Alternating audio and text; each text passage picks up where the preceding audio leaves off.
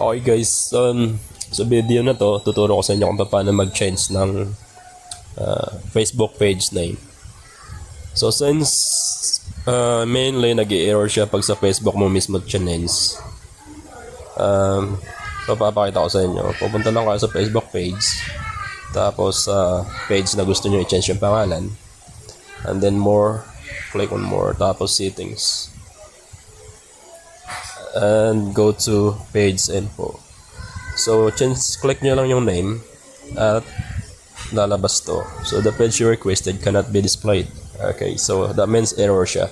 So hindi siya pwedeng palitan sa Facebook apps mismo. So kailangan pumunta ka sa Google Chrome at mag-login ka sa Facebook mo. Okay. So since naka-login na ako, hindi ko na kailangan mag-re-login ulit. So pupunta ka lang dito sa dotted lines na to, sa 3 lines na yan sa top corner. Tapos pumunta ka sa pages. Ayan, click mo yung pages. And then hanapin mo yung page na gusto mong palitan. Pagkatapos nun,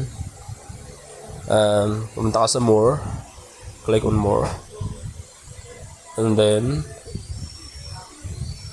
settings. Okay, pumunta ka sa settings, tapos page info, and tapos now i-click mo yung name, which is ngayon I love you forever.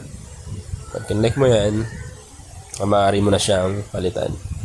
Okay, so yun, ganito papalitan natin siya. Halimbawa, ipapalit mo read it. Okay, and okay. So tapos continue lang tayo. Click continue. You are requesting the following change to your page. Current page name, I love you forever. Requested page name, read it.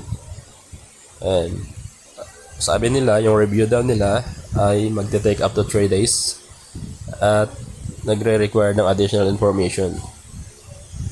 Kung ma-approve daw yung pagpalit ng pangalan, if your name change is approved, you won't be able to unpublish the page or change the name again for 7 days. So pag na-approve yung pangalan mo, napalitan mo na siya, hindi ka maaaring magpalit ng pangalan sa loob ng 7 days. So sa mga oras na to, ipapaalam nila sa mga tao na yung mga nag-like ng pages mo na ang pangalan ng page mo ay nagbago. So yun. So ngayon papalitan na natin request change. Okay,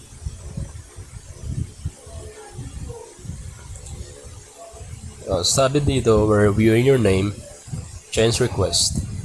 Okay, so papadalang kanya ng notification within 3 days after nilang ma-review, after nilang makompleto yung pag-review sa name change mo.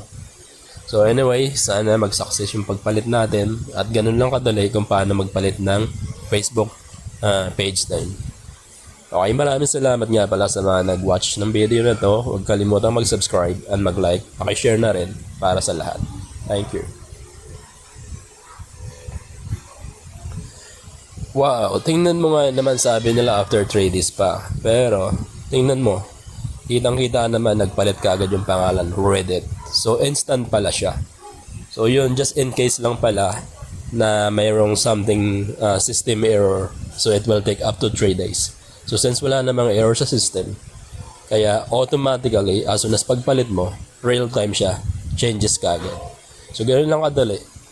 Thank you nga pala ulit sa panonood.